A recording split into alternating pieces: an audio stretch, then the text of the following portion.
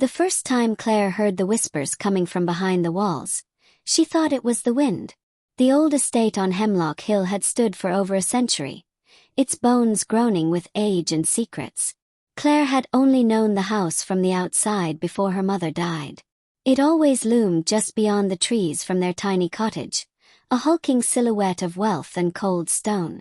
Her mother used to call it the Hollow House.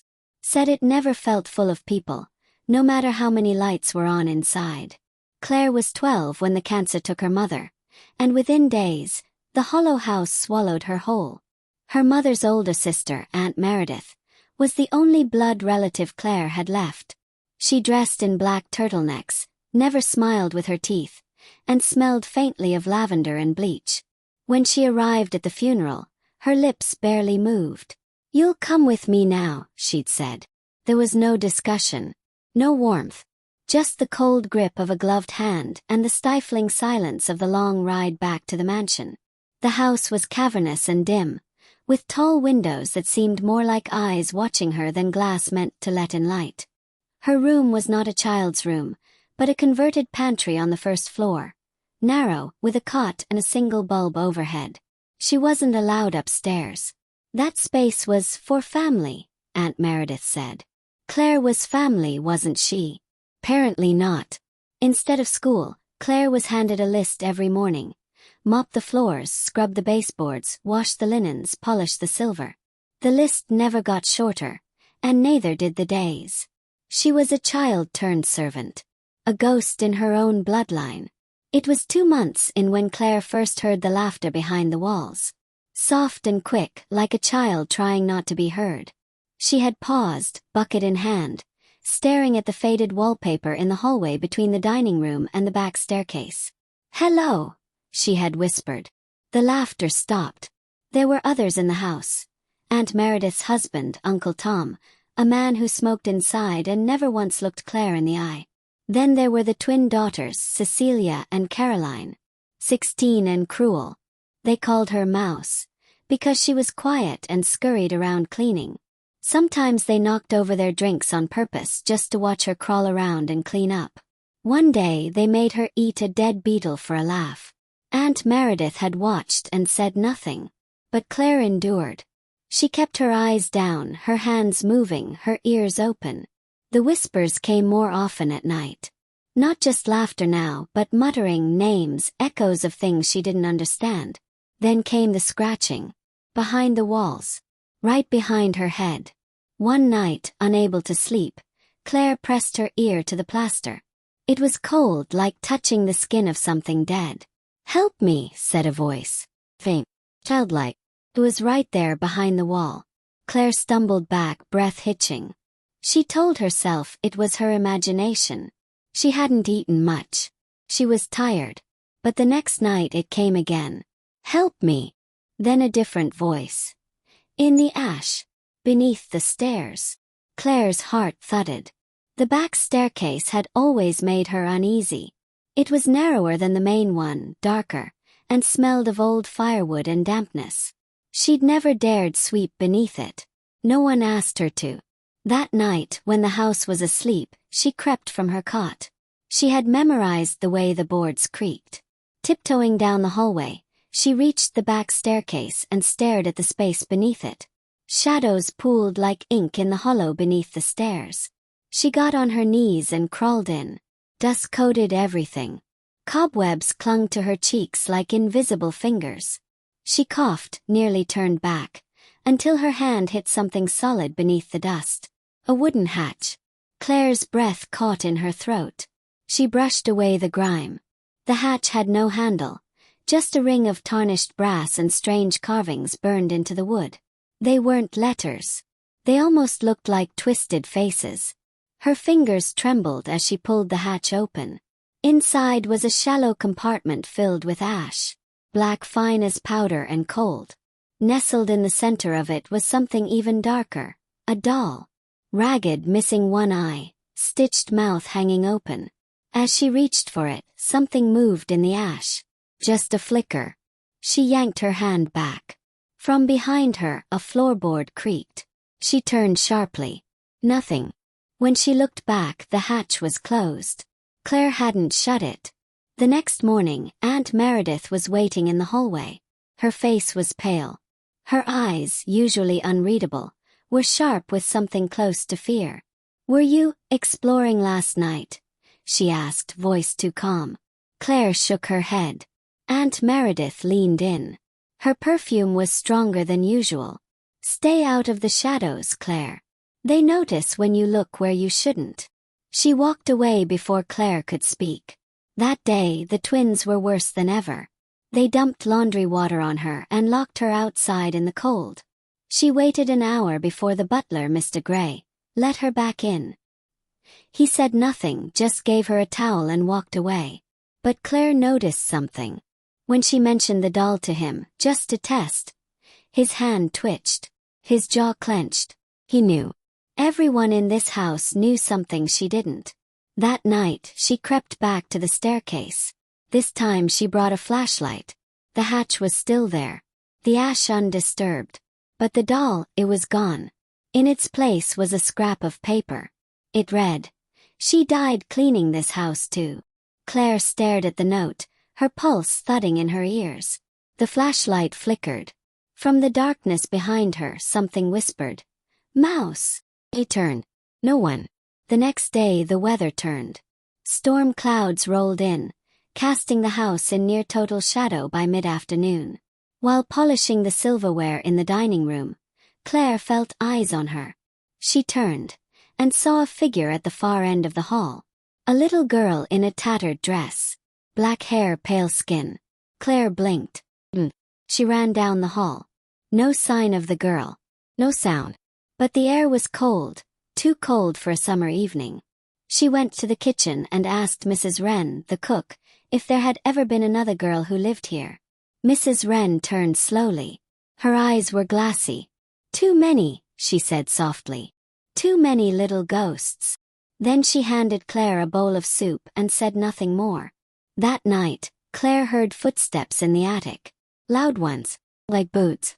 But no one was supposed to go up there. She crept up the stairs, her flashlight flickering again. At the top, the attic door was slightly open. She pushed it. It groaned, revealing a massive room filled with old furniture, trunks, portraits shrouded in cloth. Dust danced in the beam of her light. And there, at the far end, stood the doll. Standing. Not lying. Standing on its own two ragged legs. Its stitched mouth had been resewn into a smile. Claire backed away. A whisper curled through the air. "Stay, little mouse." The attic door slammed shut. She screamed and ran toward it, pounding her fists, but it wouldn't budge. From the shadows behind her, she heard footsteps. Light ones. Bare feet. Then the whisper again, colder this time. "You'll be dust like me." Claire didn't remember falling asleep in the attic. She only remembered screaming, pounding on the heavy door until her fists went raw. But somehow, she had woken up hours later, lying on a moth-eaten couch surrounded by broken toys and antique trunks. The doll was gone. The whispers had stopped. When she finally made her way back downstairs, the sun was just rising, casting pale orange across the house like a warning. No one mentioned her disappearance. Aunt Meredith didn't ask why Claire hadn't finished the day's chores. The twins didn't mock her, not even a snide glance. Uncle Tom didn't grunt in her direction. It was like they hadn't noticed she was missing. Or maybe they had. And they didn't care. In the days that followed, something in the house changed. Or maybe it had always been like this, and Claire was just now learning how to see it. Mirrors rippled when she walked past them, even when the air was still. Her reflection lagged behind. Once she saw a second face behind her. Small, grinning, eyes wide and dead. She refused to use mirrors after that. She began hearing footsteps in the walls. Fast, frantic, like a child running. And laughter. Giggling that would rise to a pitch and then suddenly stop, like something had caught it mid-breath. And each morning, something new appeared on her cot. A marble. Child shoe. A brittle braid of black hair. And once, a note written in jagged handwriting. "You're next, mouse." Desperate for answers, Claire returned to the attic in daylight. The room looked different without the shadows, almost ordinary, until she found the trunk. It was half buried under a sheet, its lock rusted open. Inside were photos, sepia-toned, cracked, stained with age. Children, girls, all in maid uniforms, pale faces, hollow eyes. At the bottom of the pile she found a ledger. House staff, young attendants. Claire flipped through it, page after page of names and dates. None of them older than 15. Sarah Emmons, age 11, died 1903.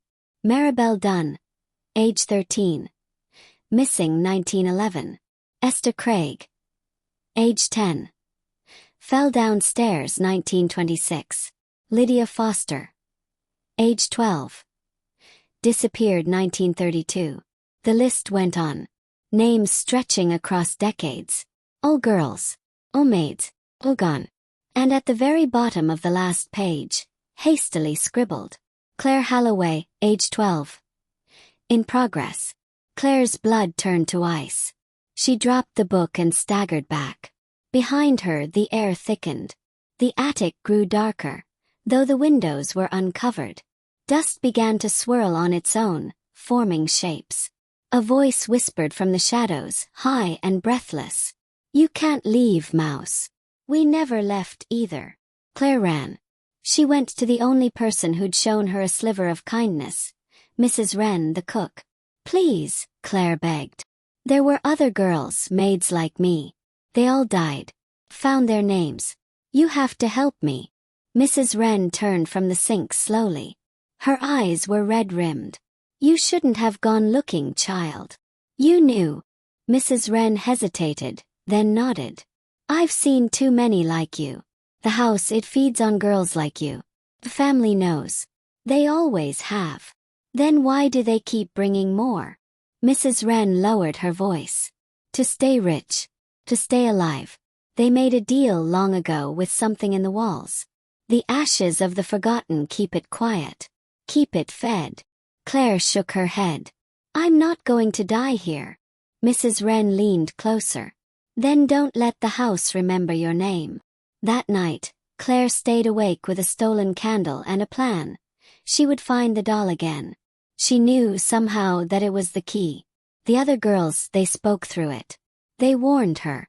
Maybe they could show her how to stop whatever was doing this. She waited until the mansion was still, then crept out of her cot and returned to the space beneath the stairs. The hatch was open. Inside, the ash churned as if stirred by invisible wind. The doll sat once more in the center, but now its head had turned. Its one remaining eye looked directly at her. Claire reached in and something grabbed her wrist. It was small, cold, impossibly strong. She screamed and tried to pull back, but the hand wouldn't let go. The ash rose up, swirling into a shape, a girl's face, mouth open in silent scream. And then, a vision. Claire stood in the past. The house looked the same, only newer, brighter. A young girl in a simple uniform stood at the back stairwell, weeping. Her name was Sarah. Claire could feel it. Aunt Meredith's mother, a cruel woman in lace gloves, ordered her to clean the chimney. Sarah begged not to, it was too narrow. The woman smiled. "Then don't come back out." They bricked her inside. The vision shifted. Another girl, Maribel, locked in the attic. Another, Lydia, drowned in the bath. All punished for small things. Spilled tea, broken plates, speaking too loud. One by one, they vanished into the walls, the ash, the dark. And always the doll was there. Watching. Feeding. Claire snapped back to the present, her wrist burning. The grip was gone. The hatch slammed shut on its own. She didn't sleep. The next morning, Aunt Meredith sat at the long dining table, sipping tea. "You've been busy, haven't you?" she asked. Claire said nothing. Aunt Meredith tilted her head. "The house likes you. It's been whispering more lately." Claire's heart thudded. "Don't look so frightened," the woman said. "It's a great honor in a way. To be remembered by the Hollow House." Claire gathered her courage. "What happens to the girls?" Aunt Meredith smiled, cold and cruel. "They serve. Forever. That night, Claire prepared to run. She packed a small satchel, food, a flashlight, the old ledger. She wrapped the doll in cloth and tied it tight. She waited until the witching hour. When the house grew still, she slipped out the back door. But the fog was waiting. Thick, gray, unnatural. It wrapped around the property like a barrier. Claire walked into it, and the world disappeared. She turned around. The house was gone. No matter where she turned, there was only fog.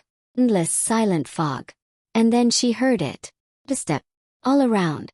Whispers. Mouse. Mouse, come back. The doll grew warm in her bag. And then the voice returned. Cold and hollow. You can leave, Claire. But only if you forget your name. Claire stood in the fog. The world around her dissolved into cold, endless gray. The house was gone. The trees were gone. Even the moon had vanished from the sky. Only her own breath remained. Short, sharp clouds of panic. And the dull throb of the doll inside her bag, radiating unnatural warmth. Then came the voice again. You can leave, Claire. But only if you forget your name. It wasn't human. Not exactly. It was too deep, too wide, like it echoed across 1,000 voices at once, all speaking in unison. Claire clutched the satchel tighter. No. The fog pulsed. Then you stay. With us. She started to run. Blindly. She didn't know where, just away. Her legs pounded against the invisible ground, faster, harder, her lungs burning. But the fog never thinned. The world never changed. And the whispers chased her. You belong to the house now. Just like we do. Suddenly light. A dim orange glow broke through the fog ahead. Flickering. Firelight. Claire rushed toward it, stumbling into a clearing. There it was. A hollow house. Back again. Watching her. But now something was wrong. Every window was glowing orange from within. Like the whole house was on fire. But no smoke rose, and the air was cold as ever. On the lawn, shadows stood. Children. Girls. Dozens of them. All in Maid uniforms from different eras. All barefoot. Their eyes were glassy. Hollow. None of them moved. Claire took a step forward. They moved. In perfect unison. Their heads turned toward her. Not fast. Not slow. Just wrong. A small girl near the front, maybe 8 years old, pointed at Claire. You still have your name. That's not fair. Claire backed up. Another girl stepped forward, older, missing most of her face. We gave ours up. Now you have to. The crowd began to advance. Claire turned and ran. She made it to the house. Slammed the front door behind her. Silence. Everything inside was as it had been. The long hallway, the dusty chandelier, the stairs with the ash hatch beneath them. But now the walls breathed like the house was alive, exhaling dust with every creak. From the top of the stairs, a figure stood watching. Aunt Meredith. You can't run from it, Claire. We tried. My mother tried. Her mother before her. Claire glared up at her. What is it? Aunt Meredith descended slowly. Hands gliding along the banister like she was guiding something else. The house isn't just a place. It's a mouth. A living thing. It remembers every girl it's ever consumed. Every name it's taken. That's what you hear whispering. Claire trembled. Why don't you stop it? Meredith laughed. Bitter, hollow. You think we didn't try. This house, it owns us. We can't leave. Not even the bloodline can break the bond. You let it eat children. I offer it what it wants, Meredith snapped. Better them than me. A silence fell between them. Then Aunt Meredith's voice dropped. It already knows your name. But you still have a choice. Give it freely or fight it. And if you fight... She didn't finish. Claire didn't sleep that night. She returned to the attic with the doll, the ledger, and a knife she'd taken from the kitchen. The doll was writhing now in her bag. Not visibly moving but shifting like something inside it was trying to crawl out. She dumped it onto the attic floor. The stitched smile had changed. Now the thread had unraveled, and its mouth was wide open, screaming. Claire stabbed it. The lights in the house blew out. A violent wind slammed through the attic, and the shadows in the corners screamed. A chorus of voices, young and old, howling in fury. The air filled with smoke. And in the smoke, faces. Not the dead girls. Something else. Twisted. Ancient. Hungry. Claire dropped to her knees. "Tell me what you are." From all directions came the reply. "We are the names." The smoke condensed in front of her, forming a shape. Tall, skeletal, with 1,000 whispering mouths along its limbs. Each mouth spoke a different girl's name, repeating, begging, crying, laughing. The doll rose on its own and hovered before the creature. "You made it remember," it hissed. "You brought us forward." The doll split in half, ash spilling out. The thing stepped closer. "You can carry the burden. Or you can be forgotten." Claire's voice was small. "What burden?" "To remember." The ash poured onto her hands, searing them. Images rushed into her mind. Every girl the house had ever taken. Every memory erased. Every scream swallowed. She screamed too. But she didn't look away. When Claire awoke, she was in her cot. Morning light streamed through the high window. The house was silent. She sat up. The burns on her hands were gone. But the doll was on her chest. Its mouth sewn shut again. She threw it across the room. And then she heard something new. The house was crying. Not loudly, softly. A deep sobbing from the walls. From the floors. From below. At breakfast, Aunt Meredith stared at her like she was something alien. "You're still here," she said. Claire nodded. "I know what the house is now. And I'm going to remember the girls. All of them." "That's not how it works," Aunt Meredith said. "You don't just decide to remember." "I didn't decide," Claire said. "They gave it to me." A long silence. Then Meredith spoke with a quiet tremble. "Then it's already begun." That night, Claire found a name written in dust on her wall. Lydia. And another on her pillow. Esther. They came every night. Not just names now. Stories. Faces. The girls started appearing in her dreams, one by one, telling her how they died, showing her what they saw, begging her not to forget. Each time she woke up with something new. A ribbon, a braid of hair, a broken comb, a crumbling letter. And always, the doll watching. The house grew unstable. Walls bled ash. Portraits cried real tears. Mirrors cracked on their own. Cecilia and Caroline began to hear the voices too. They stopped teasing Claire. They wouldn't go near the back stairs. They locked their bedroom doors at night. Uncle Tom left, packed a bag, walked out into the fog and never came back. And Meredith, she aged in days.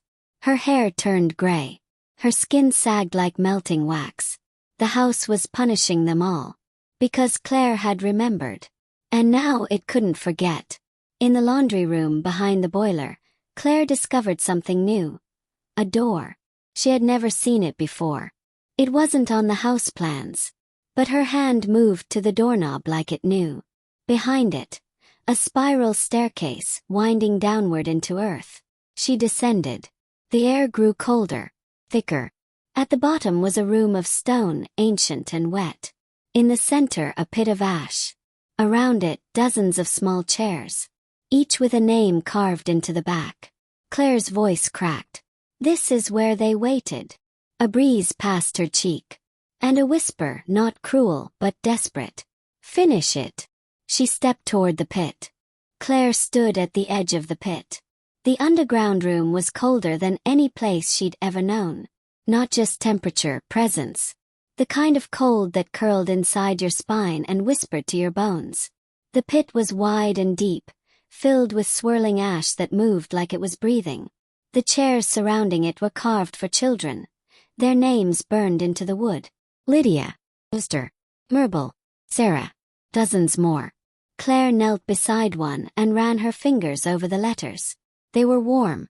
Behind her, the stone door closed on its own with a deafening slam. She was trapped again. Only now, she wasn't scared. The air shifted. From the pit rose a shape. Not a body, not a ghost, but something in between. Smoke and bone and memory. The girls. All of them. Their faces flickered in and out like candlelight, overlapping, merging. A chorus of whispers spilled from the pit. We remember now. Claire didn't run. You're the ones the house took. The smoke nodded. A girl's face rose from the center. Young, innocent, badly burned. Sarah. We tried to fight it. But we were too small. Alone. Another face, older, Lydia, appeared beside her. But you brought us together. You said our names. You heard us. Claire stepped forward. Tell me how to end it. The smoke hesitated. Then Lydia spoke. Burn the root. Destroy the heart. Sarah added. But beware. Doesn't want to die. 'Twill lie. 'Twill take your face. It will beg. Claire clenched her fists. Where is the heart? The smoke answered. Below the house. Beneath the name. In the place no one speaks of. The pit began to tremble. The smoke recoiled. It knows you're here. A scream rose from the ash. Louder than thunder. The pit surged upward and Claire was thrown back, hitting the stone wall hard. When she opened her eyes, the room was empty. The pit was still. But something had changed. It knew she was coming. Claire clawed her way out of the underground chamber, crawling through tight tunnels behind the walls, past skeletal remains and lost objects. A jump rope, a rotted book, a rusted bell. When she emerged in the basement, she was coated in soot and dried blood. Mrs. Wren was waiting for her at the stairs. I knew it would be you, she whispered. Claire stared. You knew about the root. I've seen it in my dreams. Girls tied to it, screaming. But I never had the courage to go there. Claire stepped past her. Then help me now. Mrs. Wren handed her a tin lantern. You'll need light that remembers. Inside the lantern was no flame, just a faint blue glow like moonlight trapped in glass. Claire didn't ask questions. She descended. The stairwell beneath the house was rotting, endless. Claire walked for what felt like hours, the air growing heavier with each step. Then she reached it. The root. It wasn't a tree. It wasn't wood. It was a mass, a tumor of ash and bone and twisted limbs, buried deep in the foundation, pulsed like a heart.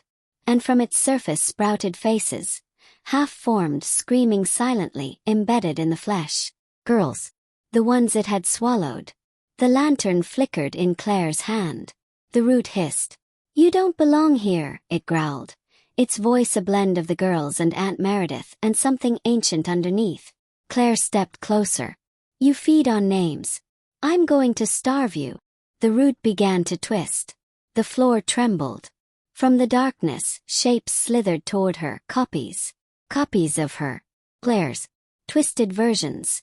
One with her eyes sewn shut. One burned.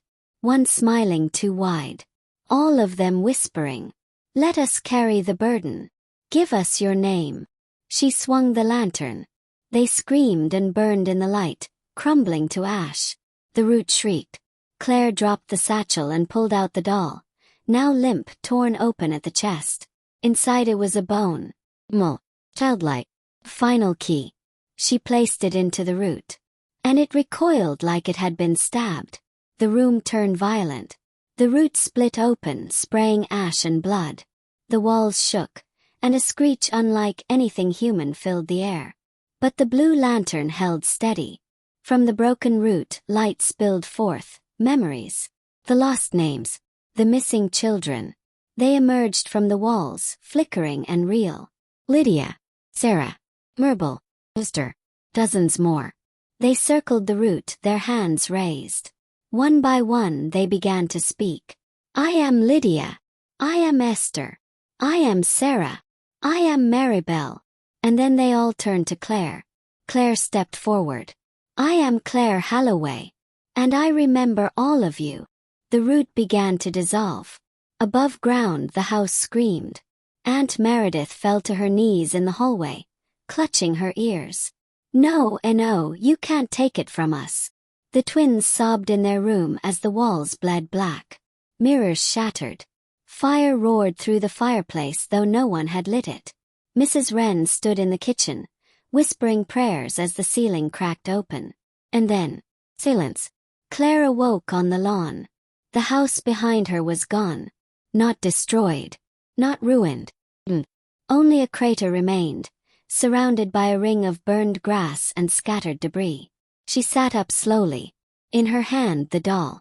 Its stitched mouth now smiled gently. And on her arm something new. Dozens of them. Like tattoos burned into her skin. Record. Memory. Claire stood. From the woods behind her came a voice, Mrs. Wren. She ran forward, hugging Claire tightly. "You did it," she whispered. "You freed them." Claire looked at the sky. "Not just them," she said. "Me too." But as they walked away, the camera would linger on the crater. At the very center, the faintest flicker of blue light. And the echo of a whisper. "Mouse." Claire felt the weight of the names pressed into her skin as she walked away from the house's crater. Each step sent ripples through the ground, like echoes of everything that had happened. The air was thick with the scent of burnt earth, and the world felt quieter now. But it wasn't peace. Not really. Mrs. Wren walked beside her, her hands shaking as she held Claire's arm. "You did it," she repeated, voice hoarse. Claire didn't answer. Her eyes were fixed on the empty horizon ahead, where the house had been. A crackling sound came from behind them. The house wasn't gone. Not truly. The crackling grew louder, like the sound of something heavy being dragged across the earth. Claire turned, her heart racing. There, at the edge of the crater, the earth began to shift, as though the ground itself was breathing. Dust and ash swirled around the spot, and a figure began to rise from the depths. Tall, dark, and indistinct at first. Then the shape solidified, and Claire felt her heart drop into her stomach. It was Aunt Meredith. Her clothes were torn, her hair wild and unkempt. She looked wrong, her body twisted in unnatural ways, her eyes glazed over in a vacant, endless stare. And she was dragging something behind her. Name. Claire's name. It floated in the air like a spectral banner, twisting and unraveling itself in slow, deliberate patterns. "Meredith, what are you?" Claire started to say, but Mrs. Wren stepped in front of her, voice trembling. "She's still part of it, still bound to the house," Mrs. Wren whispered. "It doesn't let go that easily." Aunt Meredith's voice cracked as she dragged herself closer, her mouth stretching into a grin. I had to give them all up," she murmured. "The house wants a name. It feeds on them. And you're its last meal." Claire froze as Aunt Meredith's hand stretched out, grabbing her arm. The cold that radiated from her touched Claire's skin like ice water, numbing her to the core. "You're nothing without it," Aunt Meredith hissed, the words spilling from her like poison. "No one will remember you. Not if you don't belong to it.